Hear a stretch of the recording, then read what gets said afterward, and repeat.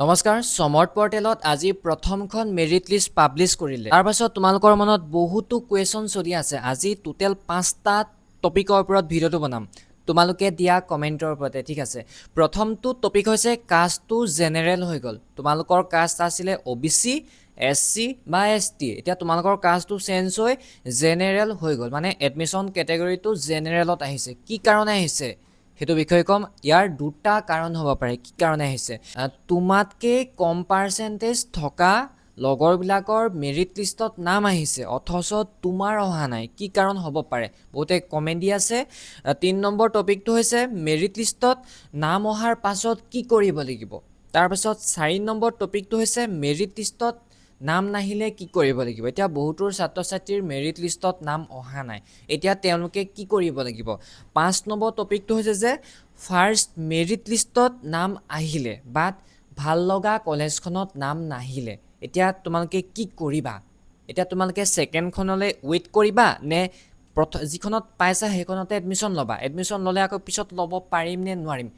হেতু বিষয় ধুনিয়াকে 5টা টপিক ভালদৰে তোমালোকে শুনিবা আৰু মই ধুনিয়াকে ডিসকাস কৰিম ঠিক আছে আৰু তোমালোকে এটো ভিডিওত কমেন্ট দিয়া কোনটো টপিকৰ ওপৰত ভিডিও লাগে আৰু যিবিলাক কমেন্টত লাইকস বেছি আহে হেতু টপিক হেবিলাক টপিকৰ ওপৰতে মই ভিডিও বনাম সেইভাবে চেনেলটো সাবস্ক্ৰাইব কৰিবা সমথ ৰিলেটেড ভিডিও তোমালোকক মই ধুনিয়াকে আগলৈও দি যাম ঠিক আছে আৰু বহুতখিনি দি আহিছো ঠিক আছে এতিয়া প্ৰথমটো টপিক হৈছে কাষ্টটো জেনেৰেল হৈ গ'ল এতিয়া তোমাৰ কাষ্টটো আসলে ওবিসি এসটি এসটি ঠিক আছে এতিয়া তোমাৰটো জেনেৰেল নহয় কাষ্টটো তুমি তে এডমিশনটো জেনেৰেল ক্যাটাগৰীত পাইছা কিয় পাইছা দুটা ৰিজন হ'ব পাৰে প্ৰথমটো ৰিজন হৈছে যে তোমাৰ পাৰ্সেন্টেজ বেছি আছিল সেইবাবেও হ'ব পাৰে ইয়াতে এটা কথা লিখা আছে যে জেনেৰেল বা আনৰিজাৰ্ভৰ কাট অফত মাৰ্কছত কৈ মানে তোমাৰ মাৰ্কস বেছি আছিল সেইবাবে তোমাৰ জেনেৰেলত নাম আহিছে মানে তোমাৰ পাৰ্সেন্টেজ বেছি মানে থকাৰ বাবে জেনেৰেলত তোমাৰ নাম আহিছে মই যোৱা বছৰ যেতিয়া এটো টপিকৰ কথা মানে সাৰক খুদিছিলো হেতুকে কলে যে পাৰ্সেন্টেজ বেছি আছে বাবে জেনেৰেলত হয় তোমালোকক মই এটা পঢ়ি শুনাই দিছো ইয়াতে লিখা আছে চোৱা ভাৰতৰ সকলো চৰকাৰী শিক্ষানুষ্ঠান আৰু নামভৰ্তি প্ৰক্ৰিয়াত এটা নিয়ম আছে যদি ওবিসি এমওবিসি এসসি এসটি আবেদনকাৰী নম্বৰ পাৰ্সেন্টেজ মানে বহুত বেছি থাকে আৰু তেওঁৰ নম্বৰটো যেটো জেনেৰেল বা আনৰিজাৰ্ভ কাট অফ মাৰ্কছত কৈ ওপৰত হয় তেন্তে তেওঁক স্বয়ংভাৱে জেনেৰেল মেৰিট লিষ্টত সিট দিয়া হয় হেতুৱে কৈছে যে তোমাৰ নাম্বাৰটো বেছি আছিল যে জেনেৰেল আনৰিজাৰ্ভ কাট অফ মাৰ্কতকে তোমাৰ নাম্বাৰটো বেছি আছিল সেইবাবে যেন মানে তোমাৰটো জেনেৰেলত নাম আহিছে হেতু হ'ব পাৰে হয়তো চাগে বুজি পালা কথাটো ঠিক আছে দ্বিতীয় ৰিজনটো হ'ব পাৰে এটো ৰিজন নহবও পাৰে জাস্ট তোমাক কথাটো ধুনিয়াকে বুজাই দিছো নহবও পাৰে দ্বিতীয় ৰিজনটা হ'ব পাৰে হেতু নহব পাৰে কিন্তু তোমাকক মই আইডিয়া এটা দিছো এটো কাৰণে বুলি মানে অকমান দি থৈছো দ্বিতীয় ৰিজনটো হৈছে যে এতিয়াতো এই বছৰটো এনসিএল বিচাৰিছে হয় না যিখিনি ওবিসি হক হেখিনি এনসিএল বিচাৰিছে বাকি এসসি এসটি কিন্তু জেনেৰেলত আহিছে যিখিনি ওবিসি হয় হেখিনি তো জেনেৰেল আহিছে মানে হেতু ভাল লজিক নবনে তথাপি কৰিছো যে এনসিএল দিব নোৱাৰিলে তোমাৰ মেৰিট লিষ্টখন জেনেৰেলত মাৰি হয় মানে নন ক্ৰিমি লেয়াৰ সাৰ্টিফিকেট যেটো তোমালকে প্ৰভাইড কৰিব পৰা নাই বহুতে হেবাবে জেনেৰেলত এডমিশনটো হৈছে হেতু বুলি ভাবিব পাৰা কিন্তু এসসি এসটি তেওঁলোকৰটো এনসিএল নালাগে হেতু ন কথাটো হে মানে চাব গলে প্ৰথম টপিকটোৱে ঠিক আছে যে যেটো তেওঁলোকে কাট অফ সিস্টেম বনাই থয় জেনেৰেল আনৰিজাৰ্ভ তাতকি তোমাৰ পাৰ্সেন্টেজটো বেছি আছিল এসসি এসটিৰ হেবাবে তোমাৰ জেনেৰেল ক্যাটাগৰীত এডমিশন দিছে হেতু হ'ব পাৰে দুটা টপিক দুটা কথা কলো তোমালকে ভাবিব পাৰা হ'ব পাৰে নহবও পাৰে ঠিক আছে হেতু আছিলে যোৱা বছৰ মই ফোন কৰতে সাৰক হেতুৱে কৈছিল পাৰ্সেন্টেজ বেছি আছে বেছি থকাৰ বাবে জেনেৰেলত আহিছে হেতু সিস্টেমেটিক হৈ যায় মানে কম্পিউটাৰ জেনাৰেটেড ঠিক আছে তাৰ পাছত দ্বিতীয় ৰিজনটো মই চাব লাগিব যেটো বস্তুবিলাক পাহৰি যাও নোট কৰি থৈছো ইয়াতে দ্বিতীয় ৰিজনটো হৈছে কম পাৰ্সেন্টেজ বুৰৰ আহি গৈছে লগৰ বা তোমাৰ মানে তোমাৰ লগৰ কম পাৰ্সেন্টেজ থকা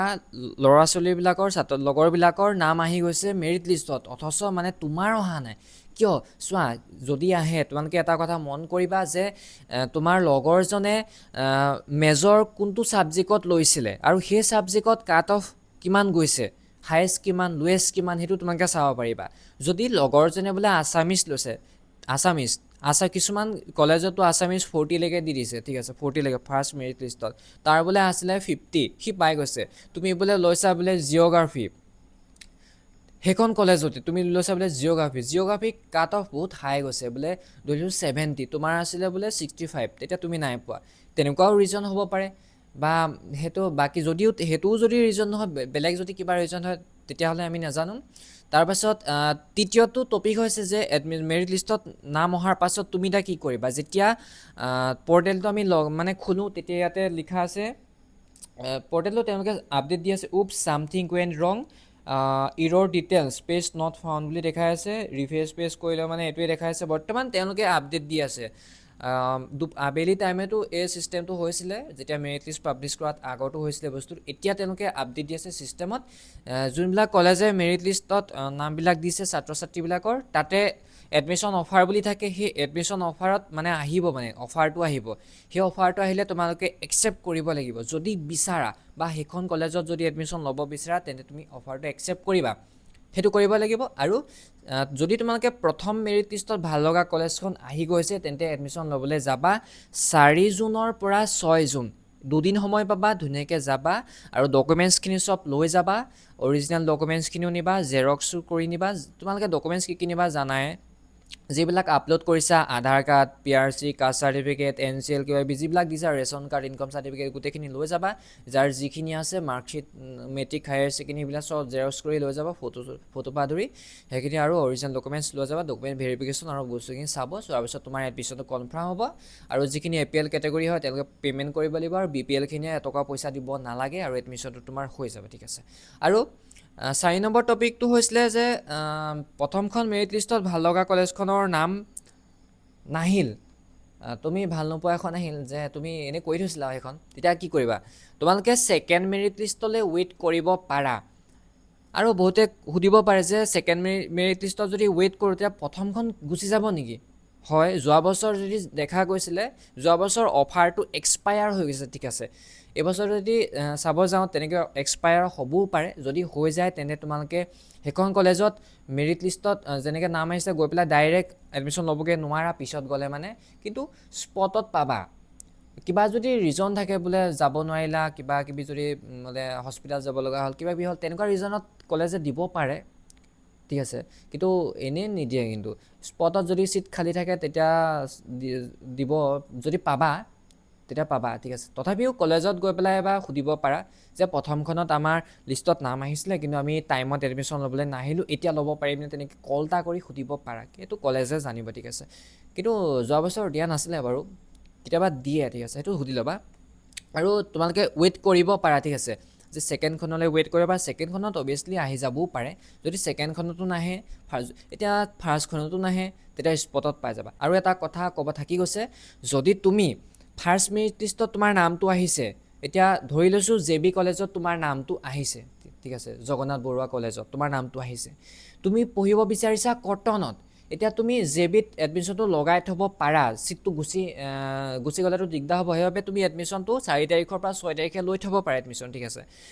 যেতিয়া কটনত ছেকেণ্ডখনত তোমাৰ নামটো আহি যায় তেন্তে JBখনত তুমি কেঞ্চেল কৰি কটনখনত ল'ব পাৰিবা যদি APL কেটেগৰী হয় তেন্তে পইচাটো দিব লাগিব পইচাটো দিয়াৰ পিছত যদি কেঞ্চেল কৰা তেতিয়া ৰিফাণ্ড পাবা যদি BPL কেটেগৰী হয় পইচাটো দিব নালাগে তেতিয়া তোমাৰ একেবাৰে মানে ধুনীয়া সুবিধা হ'ব আৰু BPL কেটেগৰীখিনি তেনেকৈ পাৰিবা কৰিব কেঞ্চেল কৰিব পাৰিবা মানে যদিও প্ৰথমখনত লৈ থোৱা এডমিশ্যন তোমালোকে ছেকেণ্ডখনত যদি ভাল লগা কলেজখন আহি যায় তেতিয়া তোমালোকে কেঞ্চেল কৰিব পাৰিবা আৰু শেষৰ টপিকটো হৈছে যে বহুতো ছাত্ৰ ছাত্ৰীৰ মেৰিট লিষ্টত নামেই নাহিলে যদি তোমালোকৰ নাম অহা নাই প্ৰথমখনত তোমালোকে টেনশ্যন নল'বা ছেকেণ্ডখনলৈ ৱেইট কৰা যদিও ছেকেণ্ডখনত নাম নাহে তেন্তে তোমালোকে স্পটত পাবা ঠিক আছে স্পট এডমিশ্যনত পাই যাবা ইমান চিন্তা কৰিব নালাগে কেতিয়াবা ছাবজেক্ট মেজৰ চেঞ্জ কৰিবলগীয়া হ'বও পাৰে একো সেইটো পিছত দেখা যাব কি হয় কিন্তু স্পটত পাই যাবা ছেকেণ্ডখনলৈ ৱেইট কৰা এতিয়া ছেকেণ্ডখনলৈ ৱেইট কৰা আৰু মই ধুনীয়া ধুনীয়া টপিকৰ ওপৰত ভিডিঅ' বনাম সেইবাবে চেনেলটো ছাবস্ক্ৰাইব কৰিবলৈ নাপাহৰিবা আৰু কমেণ্ট দিয়া কোনটো টপিকৰ ওপৰত ভিডিঅ' লাগে ঠিক আছে এইটো আৰু এটা মোৰ চেনেল আছে অমৰজিৎ বৰা বুলি 10,000 ছাবস্ক্ৰাইবাৰ হ'বলৈ গৈ আছে সেইটো চেনেল ছাবস্ক্ৰাইব কৰি দিবা ব্লগিং কিবাকিবি এণ্টাৰটেইনমেণ্ট ভিডিঅ' দিম ঠিক আছে যদি তোমালোকে ছাপোৰ্ট কৰা বাই বাই আৰু চমৰ্থ ৰিলেটেড ভিডিঅ' আহি আছে বাই বাই